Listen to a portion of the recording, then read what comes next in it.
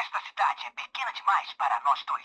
Como vocês sabem, em 1995, Toy Story chegou aos cinemas e mudou a animação para sempre. O primeiro longa-metragem produzido pela Pixar, com distribuição mundial da Disney, foi daqueles casos de filmes que praticamente já nasceram clássicos. Eu não acredito que isso exista literalmente, porque clássicos precisam de tempo para se tornarem clássicos, mas simbolicamente vá lá. Sendo assim, tendo rendido caminhões de dinheiro para os cofres da Disney, é claro que não demorou até que o rato chegasse pra galera da Pixar e perguntasse: e aí, quando é que vem o 2? Com isso, 4 anos depois do lançamento do original, chegou aos cinemas Toy Story 2, uma sequência que veio cercada de expectativas, mas também de um certo receio.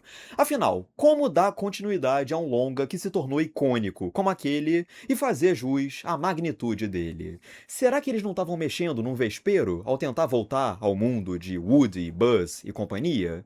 E aí, Toy Story 2 chegou aos cinemas e, por incrível que pareça, não só fez jus ao original, como surpreendentemente se tornou mais um clássico, venerado por todo mundo, tal qual o seu antecessor. Foi um filme que não só resgatou tudo que tornou o primeiro Toy Story tão mágico, como levou a série para caminhos novos e com resultados formidáveis, trazendo personagens novos, uma trama que evoluía os dilemas do original e toda uma reflexão, ainda muito pertinente, sobre como que o hobby do colecionismo é coisa de gente doente. Como Toy Story 2 pôde expandir as possibilidades narrativas e dramáticas daquele mundo animado.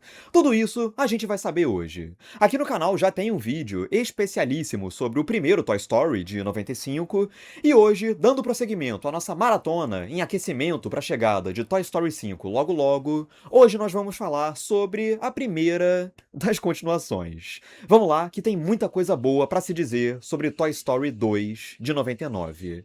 Antes, é claro, não se esquece de curtir esse vídeo, se inscrever no canal, ativar o sininho para não perder a notificação dos próximos vídeos e deixar o seu comentário, que é sempre muito importante para agregar a discussão.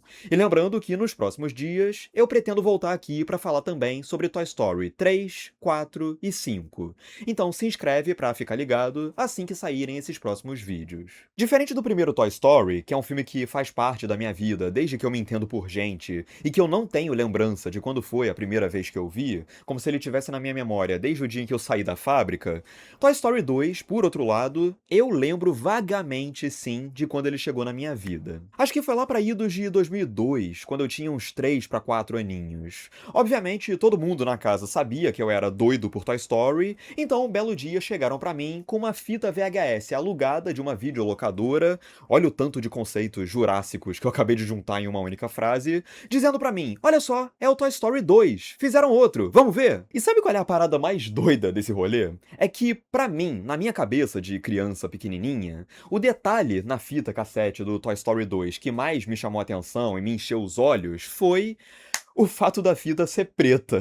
Sim, eu sei que é a mesma coisa que olhar pro céu e achar o máximo que ele tá azul, mas tem uma explicação. É que a fita do primeiro Toy Story, como eu já mostrei no outro vídeo, era verde. Então a fita do segundo ser preta me trouxe um gostinho de novidade que foi maneiro. Bom, fato é que botaram Toy Story 2 pra rodar na minha frente, e é claro que eu fiquei louco por aquele filme. Pois bem, aqui estou eu, quase 25 anos depois, e eu continuo louco por esse filme. A exemplo do primeiro, Toy Story 2 é um filme que nunca perdeu o brilho pra mim. É daqueles filmes de infância que, quando eu revejo adulto, eu sinto um certo alívio por perceber que ele continua tão bom quanto era lá atrás. E olha, que bom que Toy Story 2 é assim, porque por muito pouco, esse filme nunca teria nem acontecido. Com Toy Story sendo um fenômeno espetacular nos cinemas em 95, evidentemente, a Disney abriu os olhos em cima daquela propriedade intelectual. A Pixar, a princípio, tinha uma política de priorizar histórias originais em vez de saturar a criatividade com sequências à torto e à direito. Isso somado ao fato de que, naquela mesma época pós-Toy Story, a Pixar já estava muito bem ocupada com a produção de Vida de Inseto, que sairia em 98, houve uma resistência inicial por parte do estúdio em relação a pensar em Toy Story 2 naquele momento. Mas a Disney é a Disney. Então, tivesse a Pixar interessada ou não, eles iam fazer Toy Story 2 com ou sem a Pixar. O plano inicial da Disney, inclusive, era fazer uma continuação de Toy Story diretamente para home video. Sim, parece loucura, mas é aquilo. Nos anos 90, era uma prática comum da Disney lançar continuações mais baratas de sucessos do cinema diretamente em VHS e DVD, porque, por algum motivo, eles achavam que esses projetos derivados não alcançariam o status dos originais. Eu já cheguei a ouvir falar que em algum momento chegou a se aventar a possibilidade de Toy Story 2 nem ser mais feito em computação gráfica, mas sim em animação tradicional, em 2D. Não sei até que ponto isso é verdade, mas eu também não duvido não. Seja como for, quando o projeto de Toy Story 2 começou a ganhar corpo, a Disney passou a ver um potencial de lançamento para cinema, e acabou que a própria Pixar se animou e resolveu tocar a parada, mas fazendo questão de que o resultado final fosse para tela grande e não diretamente para telinha. Quando a Disney firmou um acordo para distribuir o primeiro Toy Story nos cinemas, o contrato em questão estipulava a distribuição não só daquele filme, mas de 5 longas originais da Pixar. Ou seja, além de Toy Story, a Pixar teria na fila mais 4 longas para produzir e lançar no cinema sob o selo Disney.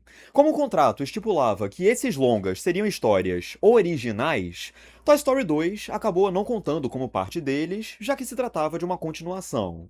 Para dirigir Toy Story 2, o John Lasseter, que tinha dirigido o primeiro e já estava sobrecarregado com Vida de Inseto, indicou o nome do Ash Brannon, que foi diretor de animação do primeiro. Bom, dado todo esse contexto e com todo esse timaço reunido em torno da causa, é claro que a produção de Toy Story 2 foi uma maravilha, tudo correu bem e o percurso todo de confecção do filme foi bastante sossegado, certo?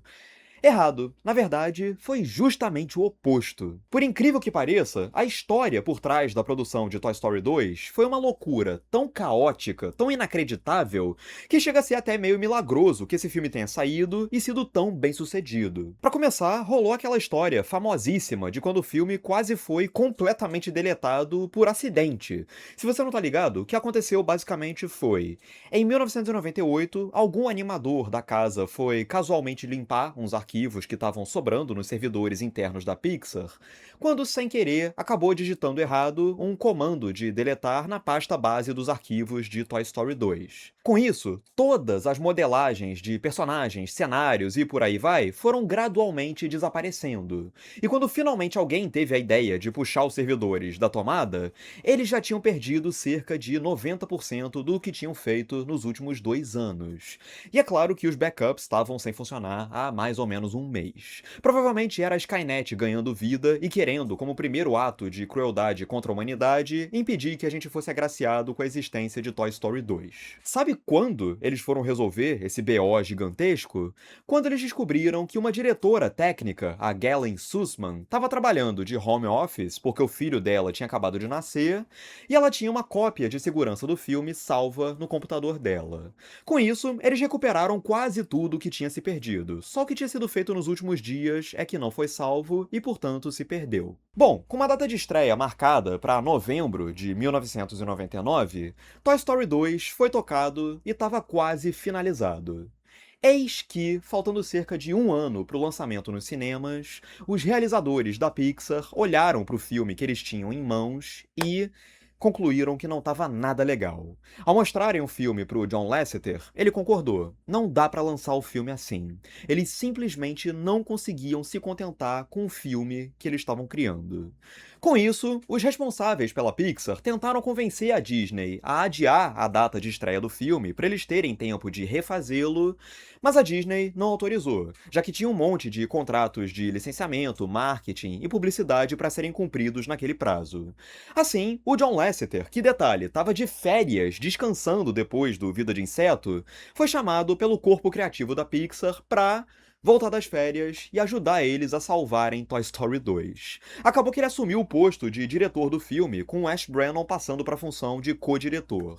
Eles tinham 9 meses, repito, 9 meses para refazer o trabalho todo. Então, os realizadores da Pixar, principalmente o John Lasseter, o Ash Brannon e o Lee Unkrich, que acabou acreditado como comontador do filme e depois acabou dirigindo Toy Story 3, mexeram em todos os pontos de Toy Story 2 que precisavam ser mexidos e refizeram praticamente todo o filme do zero, desde o roteiro até a fase final de montagem. Pois bem, acabou que os resultados desses esforços super estressantes não só foram bem-sucedidos, como nem sequer deixaram qualquer lastro desse caos no saldo final do filme. Quando você para pra ver o Toy Story 2 do jeito que ele é, sem saber dessa história toda, você nem imagina que esse filme tenha dado qualquer tipo de problema, porque ele é tão coeso, polido e bem amarradinho que parece resultado de um processo perfeito. Em primeira instância, o óbvio. É impossível bater o olho em Toy Story 2 e não reparar logo de cara que houve um salto técnico espantoso entre o primeiro filme e esse. Se o original teve um orçamento de 30 milhões de dólares, essa continuação custou 90 milhões, ou seja, custou 3 vezes mais do que o original. E você vê esses valores na tela. Você pode até não saber dar nome aos aspectos que mudaram, mas você sente que as coisas mudaram, que houve uma evolução técnica. Desde que eu tinha 3, 4 anos e vi esse filme pela primeira vez, eu sempre senti, sensorialmente, visceralmente, que Toy Story 2 era um filme diferente, que parecia mais novo do que o primeiro. A movimentação dos personagens é muito mais ágil e fluida do que no primeiro, que às vezes parecia meio mecânica em comparação. As modelagens dos brinquedos ganham texturas notavelmente muito mais palpáveis, com superfícies que de fato soam ásperas, metálicas, plásticas, borrachosas, etc. E o mesmo se aplica aos personagens humanos, que parecem mais convincentes dessa vez. Tanto é que dessa vez eles aparecem bem mais. Os humanos ganham tempo de tela bem maior. Os realizadores se sentem mais seguros para exibir os modelos humanos por mais tempo, sem medo de cair no vale da estranheza. E não menos importante, a fotografia. Algumas pessoas estranham o conceito de fotografia quando se fala em animação, porque não há uma câmera física no caso, mas sim, é claro que existe todo um trabalho de fotografia em animação para pensar posicionamento de câmera, entre aspas, iluminação, sombras, profundidade de campo e tudo mais. A fotografia da Sharon Callahan trabalha com uma profundidade nos cenários atrás dos personagens, de modo a fazê-los soarem mais amplos e trabalhados, e com as sombras e luzes que recaem e rebatem sobre os personagens, de modo a salientar as texturas deles e com isso reforçar a fisicalidade deles. Por último, a variedade de cenários vastíssimos que a gente tem em Toy Story 2 só não chama mais atenção do que a sofisticação desses mesmos cenários. No primeiro, a gente basicamente se concentrava em quartos, salas, ruas e jardins, com o Pizza Planet sendo o máximo que a gente tinha de um espaço mais grandioso. Já aqui no segundo, a ação já começa em um planeta com uma superfície rochosa que parece uma lua, que se apresenta como a fortaleza do Zurg, o arqui-inimigo do Buzz Lightyear. De cara, a gente percebe que é um filme que vai explorar possibilidades de cenários mais elaborados. Fora isso, a gente ainda tem a loja de brinquedos, ou melhor, o celeiro de brinquedos do Wall, a área de triagem de bagagens no aeroporto no final e, é claro, o avião em si, em que ocorre o clímax do filme. É um filme impressionante, não só em termos de acabamento técnico, mas também de escala em relação ao que tinha no primeiro. Dito isso, nada disso surtiria muito efeito caso o filme em questão não tivesse alma. Se Toy Story 2 aparentasse ser só uma continuação caça-níqueis motivada por nada além de dinheiro, não apresentando nada digno que a fizesse sair desse status, esses feitos técnicos não soariam como nada além de caprichos. Felizmente, não é o caso. Toy Story 2 não se limita àquela máxima das continuações do maior, melhor e mais impressionante, como se ser maior fosse automaticamente melhor e mais impressionante, como se aumentar a escala e a dose dos ingredientes que outrora deram certo fosse tudo. Na verdade, a grande sagacidade de Toy Story 2 é que, a princípio, ele pode até parecer resgatar elementos familiares do primeiro filme, mas o faz de um jeito muito mais diferente do que a gente poderia esperar, e sempre de modo a, se aproveitar das mudanças que os personagens sofreram entre o primeiro filme e esse, já que eles percorreram arcos e adquiriram experiências que mudaram os jeitos deles de serem, e 2, levar a série Toy Story para novos caminhos, introduzindo dilemas e conflitos que só são possíveis por causa de todo o cenário que o primeiro filme estabeleceu, mas que levam as ambições, as possibilidades e os interesses temáticos, narrativos e dramáticos da saga para novos cantos. Exemplo de uma coisa que remete a uma dinâmica do primeiro filme, mas que não é bem a mesma. Todo aquele lance do Woody ser levado para longe de casa e o Buzz, junto aos outros brinquedos, partirem numa missão para resgatá-lo.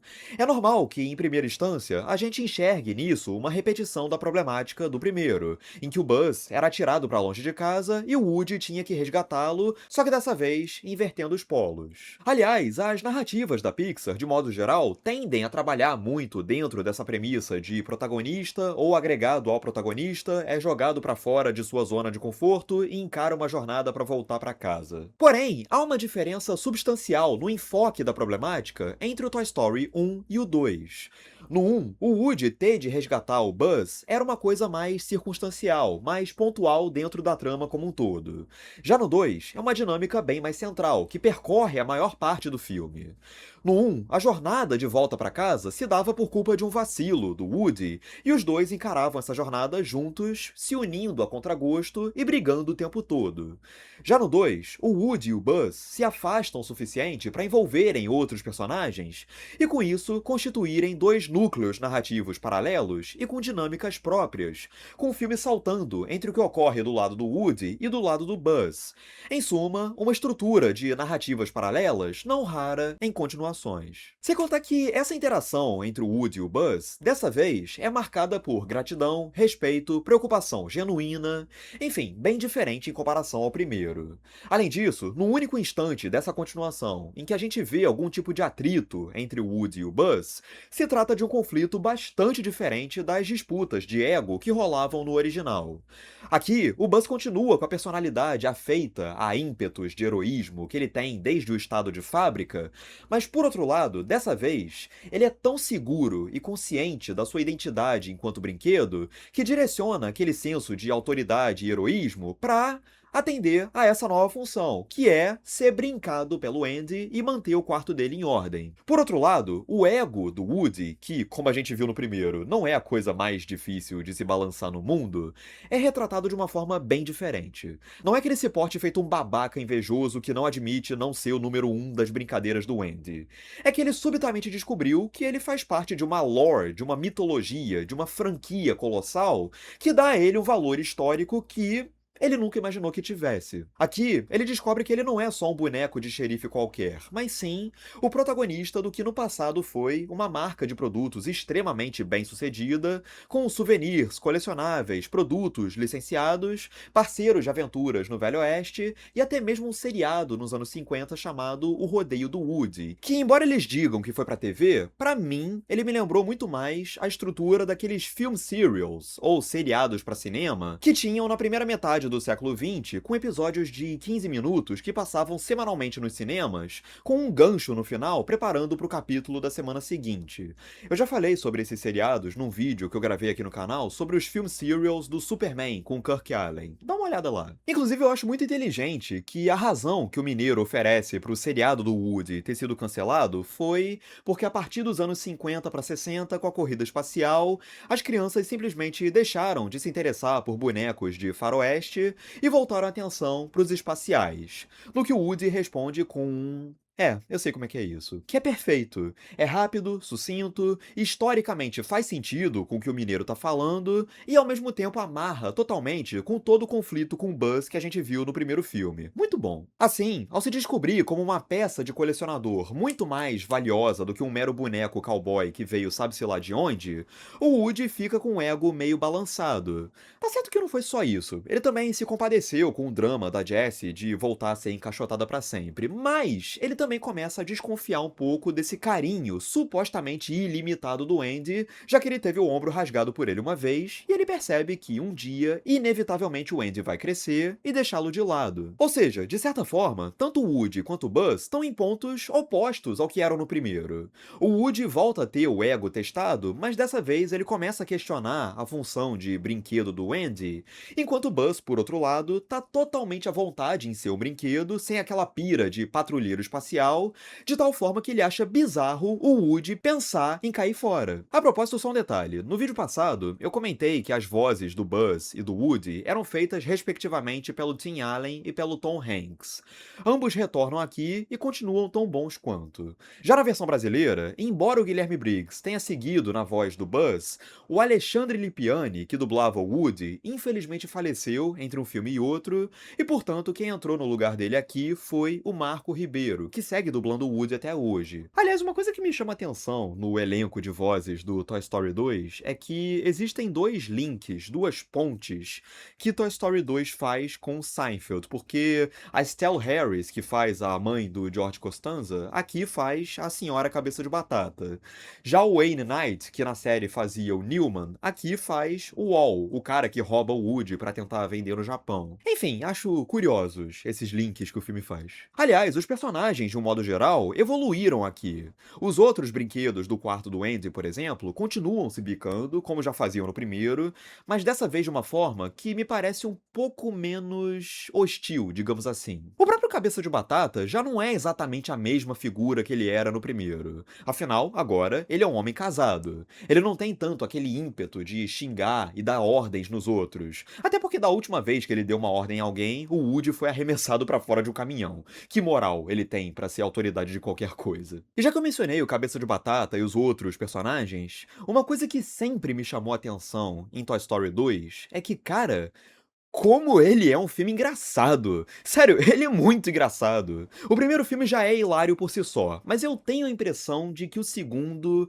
tem uma vibe ainda mais bem-humorada no geral. Não sei. Eu acho que são aqueles erros de gravação nos créditos finais que acabam reforçando essa impressão pra mim. As melhores piadas do filme, pra mim, são as menores. Umas tiradas super espertas que vêm meio que de relance. Quando o Woody cai numa caixa de venda de usados e os outros brinquedos vendo lá do alto comentam: "Pô, Woody, você vai se vender por 20 centavos? Você vale mais!" E tem a minha favorita, que é quando eles descobrem que o destino deles, o celeiro do Wall, tá do outro lado da rua, e no que eles vão atravessar e um monte de carros passam correndo, revelando que a missão vai ser dificílima, o Rex só responde quietinho pra dentro, tentamos. E vira as costas. Cara, eu não sei porquê, mas eu acho essa linha específica muito engraçada. Toda aquela situação envolvendo o outro Buzz Lightyear do cinto de utilidades no elevador, acreditando que pode voar, e os outros brinquedos, não, ele não vai fazer isso. Ele vai. Eu me escangalho de rir toda vez que eu vejo isso. E tem um monte de piada em Toy Story 2 que poderia até não funcionar, mas que funciona pelo timing rápido com que se aplica. Exemplo, humor de referências cinematográficas. Eu, pessoalmente, não costumo gostar muito de piadinhas que servem pra citar outros filmes. Eu adoro fazer e ouvir piadinhas de referências absurdas a filmes, pessoas, fatos históricos em conversas na vida real. Agora, em filme, eu não costumo gostar muito porque, geralmente, esses filmes acham que a referência é engraçada por si só. Basta citar um filme que, pronto, a piada tá feita. A graça não tá na lógica da piada, mas sim em apenas dizer o nome de um filme ou repetir uma frase conhecida dele e pronto. A referência é um fim em si mesmo. Deadpool tem muito disso e me irrita particularmente. Toy Story 2 é um ótimo exemplo de como que o humor de referência pode funcionar quando é bem utilizado. Até quando a piada é introduzida de uma forma que parece óbvia, exemplo, quando o Zurg fala pro Buzz: "Eu sou seu pai", e o Buzz grita: "Não!" Logo depois, vem um desdobramento dessa piada que, meu Deus do céu, leva essa piada pra um rumo que eu jamais imaginaria, que é totalmente inusitado. Sério, como que eu gostaria que o humor de referência cinematográfica das animações que vieram depois desse filme fosse nesse nível. Ao mesmo tempo, quando é pro filme aludir à memória de alguns elementos que viraram icônicos no primeiro filme, Toy Story 2 o faz de maneira sucinta. Cita uma frase famosa aqui, traz os alienígenas do Pizza Planet ali, cria uma piada nova com eles, sem dar uma ênfase desproporcional a ponto de fazer tudo soar como um mero fanservice bobo. Inclusive, se eu não tô enganado, eu acho que Toy Story 2 marca a única vez em toda a saga em que a música tema, Amigo Estou Aqui, é usada de forma diegética, com uma música dentro de uma cena que os personagens também estão escutando. Eu lembro que lá no Toy Story 3, no final, nos créditos, tem uma hora que a Jessie põe a música numa versão em espanhol pra fazer o Buzz dançar em modo espanhol. Mas, de um modo geral, a música nos outros filmes é uma trilha sonora extra-diegética, fora da instância em que os personagens se encontram, então a gente, que é espectador, tá escutando, mas os personagens não. Já no Toy Story 2, tem uma cena em que o Woody se vê numa televisão cantando e tocando Amigo Estou Aqui num violão, e o Buzz, do lado de fora, escuta. Enfim, acho bacana isso. Dito isso, além de trabalhar maravilhosamente bem os personagens que a gente já conhecia do primeiro filme, Toy Story 2 também introduz, é claro, personagens novas, sendo a principal delas, obviamente, a vaqueira Jessie, que é um dos principais atrativos dessa sequência. A Jessie é uma personagem maravilhosa, daquelas que, quando surge em cena, você não consegue desgrudar os olhos dela nem por um segundo. A começar que o visual dela é muito marcante, com aqueles olhos enormes que transmitem uma intensidade danada, aquele cabelo vermelho combinado com aquele chapelão também vermelho, de novo evocando uma energia forte, e aquelas perneiras em paleta de cor de vaca. A movimentação física e a performance corporal dela também são muito enérgicas, muito dinâmicas.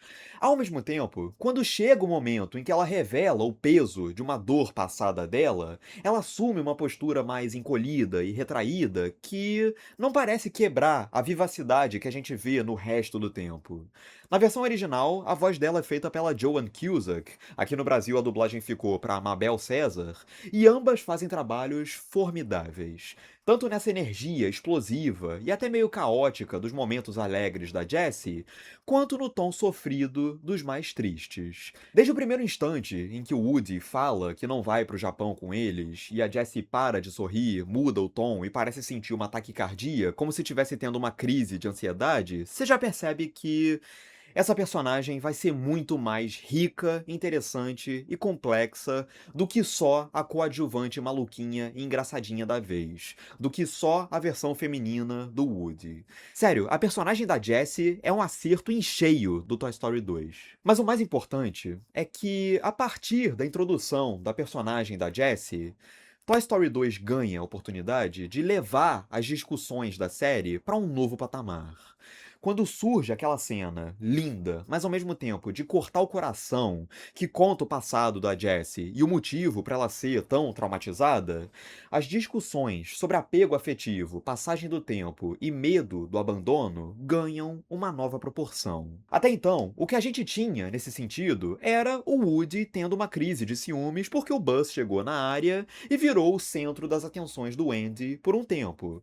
Além disso, há uma centelha dessa discussão no primeiro filme quando Woody se vê largado no posto de gasolina e constata, apavorado, que virou um brinquedo perdido.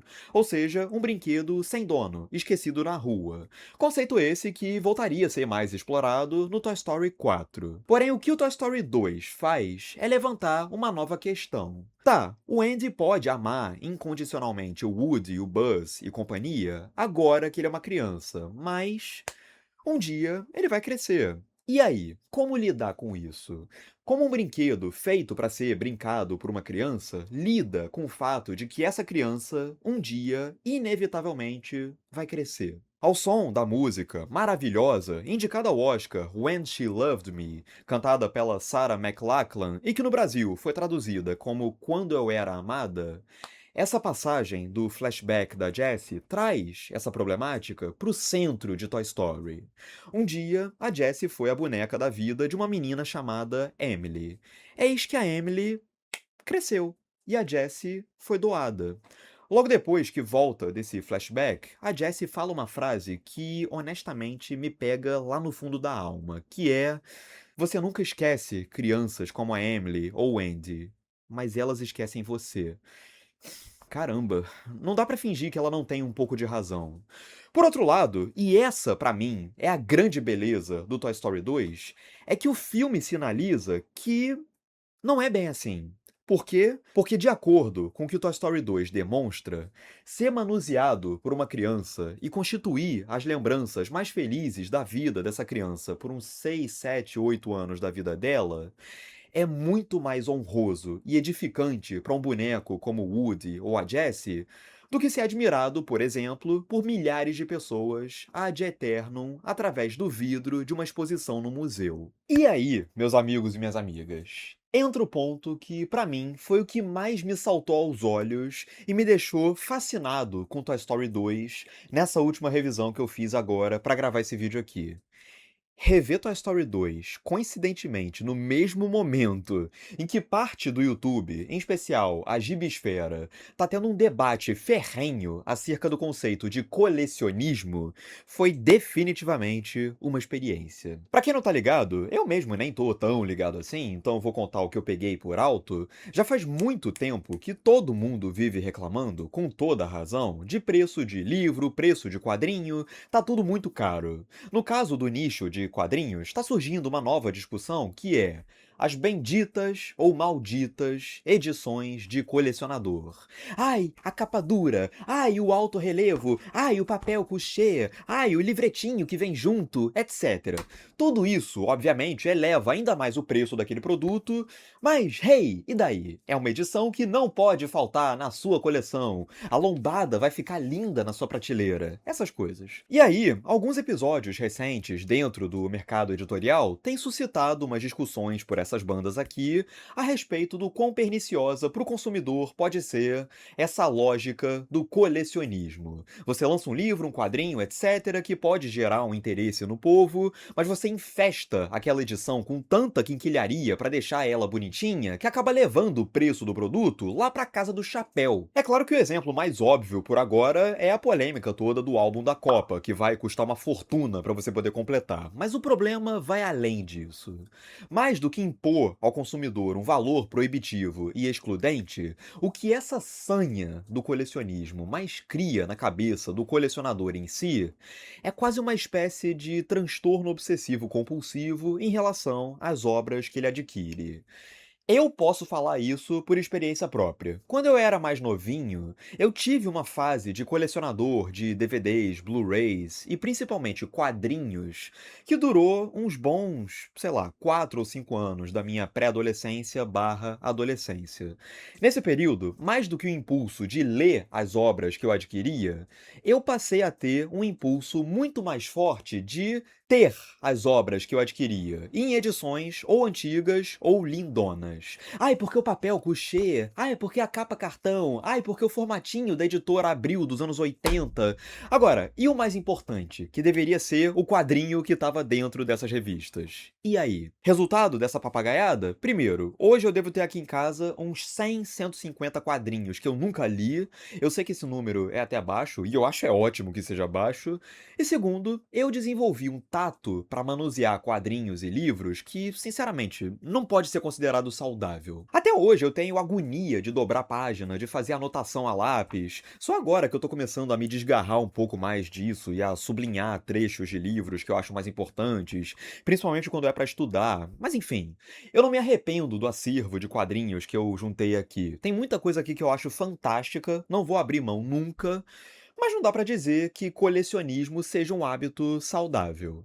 Financeiramente, te incentiva a gastar dinheiro com um troço que às vezes tu nunca nem vai consumir, vai servir só de decoração numa estante, e psicologicamente te induz a uma obsessão no modo de tatear esses itens que, francamente, é demais. Dia desses aí, eu me deparei com um corte do Alexandre Link, do Quadrinhos na Sarjeta, que falava justamente sobre isso. As pessoas, e eu incluso, nos preocupamos demais, por exemplo, com a marquinha que faz na lombada do livro quando a gente abre ele pra ler. Eu detesto, me incomoda. Não deveria, mas me incomoda. Só que, cara, também não dá pra fingir que essa marquinha que fica na lombada, ou as anotações nas páginas, ou as dobras, ou o que quer que seja, não são sinais de que, pelo menos, você leu aquele livro. Você construiu uma história com aquela peça material. E aí, o que que isso tudo que eu tô falando aqui tem a ver com Toy Story 2? Tem a ver que todo o dilema do Woody nesse filme gira em torno justamente disso. Ele tem duas opções. Ou ele vai para um museu no Japão, ser exposto para o resto da existência como uma peça de colecionador raríssima, atrás de um vidro, e atrair a atenção de milhares, talvez milhões de pessoas que vão tirar foto dele. Ou ele volta pro quarto do Andy para ser o boneco favorito dele por pelo menos mais uns 5 anos. E o que o Woody conclui? Que a segunda opção é a melhor. Um dia o Andy vai crescer, mas eu não vou querer perder isso por nada, ele diz em dado momento. No museu no Japão, o Woody vai passar o resto da vida fisicamente intacto, mas não vai estabelecer vínculo e participar da memória afetiva de criança nenhuma. No quarto do Andy, o Woody pode se sujar, pode se manchar e pode até ser rasgado sem querer, como de fato acontece com o Andy acidentalmente rasgando o ombro do Woody. Mas essas marcas, em compensação, vão ser sinais de que o Andy brincou com o Woody, mexeu com o Woody, criou memórias afetivas com o Woody. Ou seja, essas marcas vão ser sinais de que uma história foi escrita ao longo do tempo. A própria motivação do vilão mineiro é ótima porque parte de dentro disso. Ele é um brinquedo que passou a vida toda largado, sem ser manuseado por ninguém, e a única chance dele ter algum valor é sendo exposto como peça de colecionador em um museu. Eu considero que o final que ele tem no filme é até bom pra ele. E se a princípio o Woody poderia ter a impressão de que o Andy rasgá-lo sem querer ia fazer o Andy se desinteressar por ele, abandonando ele no alto de uma prateleira empoeirada, no fim, quem é que conserta o braço do Woody, deixando ele com um muque sinistro? O próprio Andy. Isso pela segunda vez, porque a primeira vez que o braço do Woody é consertado é naquela cena deliciosa com o velhinho, anos antes ou depois dele se especializar em jogar xadrez contra ele mesmo. Sem esse dilema novo que Toy Story 2 introduz, do medo do abandono e da importância de se construir memórias afetivas enquanto elas estão durando, não teria como Toy Story 3 depois amarrar isso com o crescimento do Andy e o desfecho do arco dos brinquedos com aquele indivíduo específico. É por essas e outras que Toy Story 2 é sensacional. Por ser uma continuação que faz jus a um original que já era um clássico, mas principalmente por explorar as possibilidades daquela premissa, levando o mundo e os personagens a caminhos novos. Que filmaço é Toy Story 2! É isso. Agora eu quero saber de você, o que você acha de Toy Story 2? Você acha que é melhor do que o primeiro? Ou que fica no mesmo nível? Ou que é um pouquinho atrás, mas não muito? Diz aqui embaixo nos comentários que eu quero muito saber, sim. E é isso, não se esquece de curtir esse vídeo, se inscrever no canal, ativar o sininho para não perder a notificação dos próximos vídeos, incluindo aí os próximos episódios da nossa maratona Toy Story. Beleza? É isso. Um grande abraço e até a próxima.